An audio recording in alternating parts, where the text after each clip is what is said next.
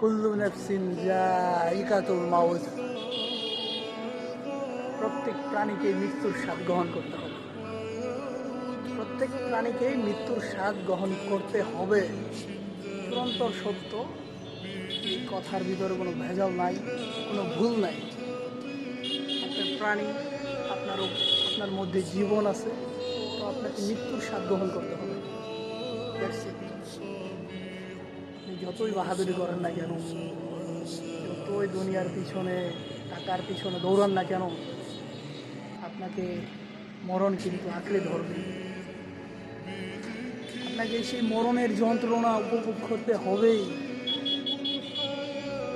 নামাজ না পড়িয়ে, নামাজ আল্লাহ তাআলার ইবাদত না করে দুনিয়ার পিছনে ছুটে কোনো লাভ নেই।